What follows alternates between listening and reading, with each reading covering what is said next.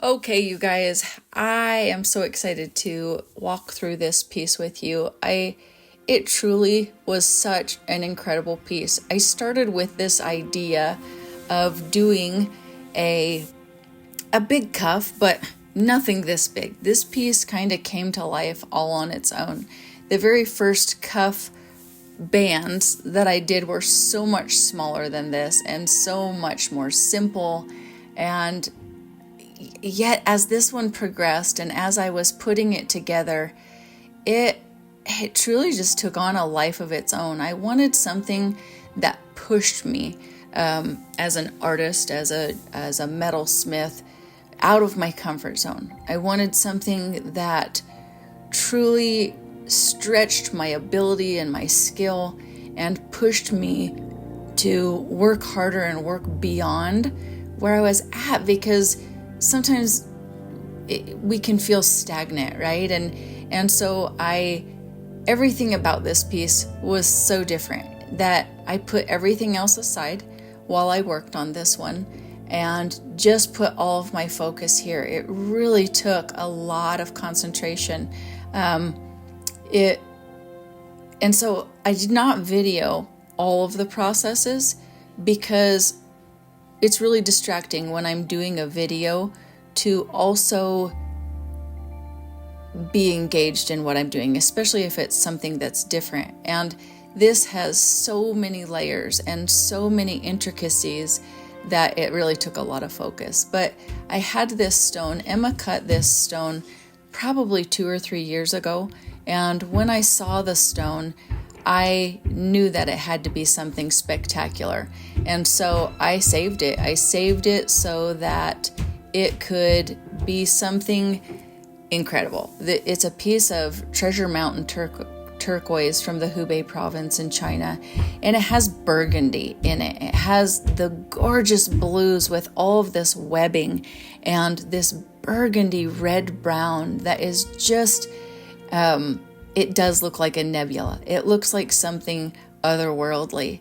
And so as I started through the process, I picked out the stone and I picked out the bezel, but on purpose, I didn't cut the back plate right away. I usually will kind of guess where I need something to be, cut out the back plate, put it together.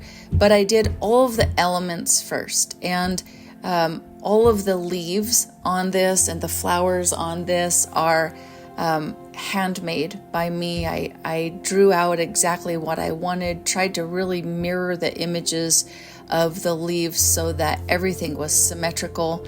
And I don't often do a lot of really symmetrical pieces either. It's just not a me thing, which is okay.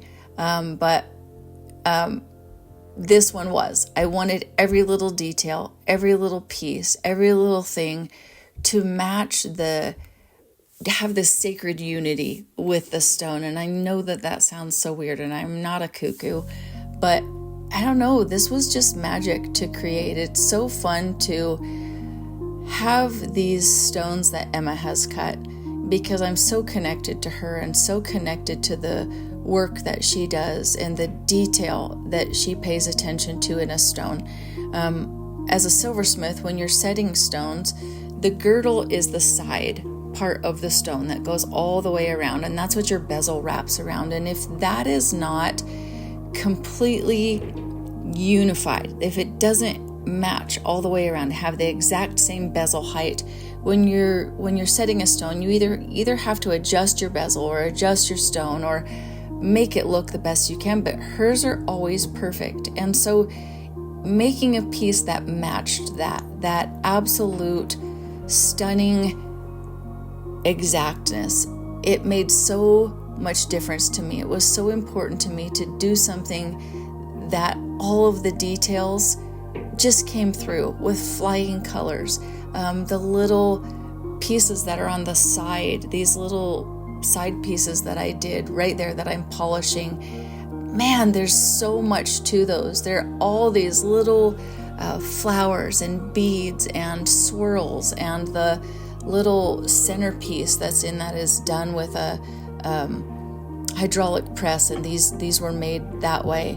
But I just wanted them to be so perfect, because I wanted this to be extraordinary. I wanted it to be the kind of thing that just screamed out loud, that wasn't just quiet. It was bold, and it was kind of just in your face, and yet there is a softness to it.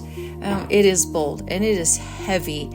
And right before I got done with it, once I had everything soldered on the back plate for the top part, before I soldered it to the bands, I almost thought about making it into a giant pendant with a huge chunky handmade chain. But I knew that if I did that, I was keeping it. There was no way I was going to let this go. I'm not a cuff wearer. I have little wrists, and I don't know why, but cuffs are uncomfortable on my wrists.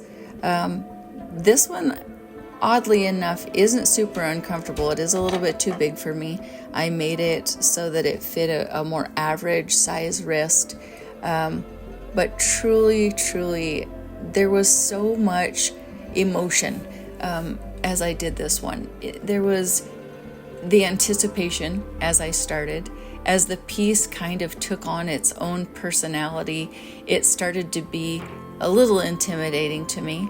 And then as I got into it, it became pretty intimidating. There was a lot of pieces and a lot of parts. And when you're soldering that many elements on a back plate, they can move and they can shift as the solder's flowing.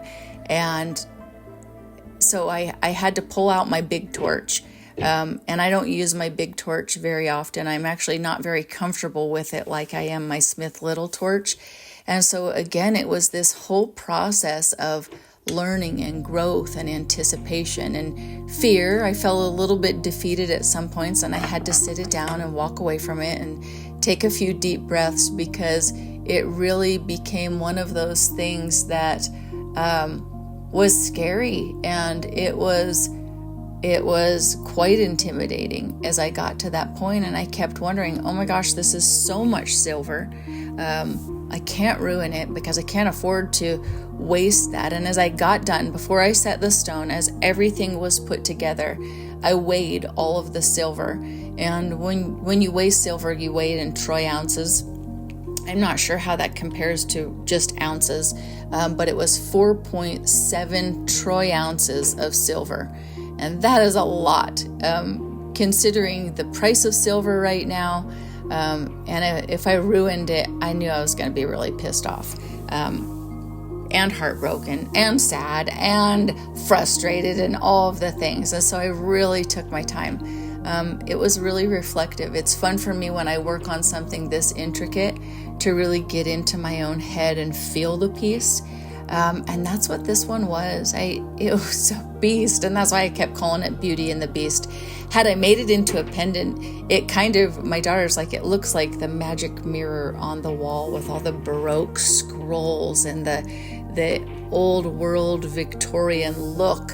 It looked like a big gilded frame, but it just was wild, this one, and it goes to that more personal, those lessons of trusting your intuition, not doubting yourself, believing in yourself, growing and becoming. And that's what this piece was. And I hope that it finds who it belongs to, because it is truly, truly an incredible piece.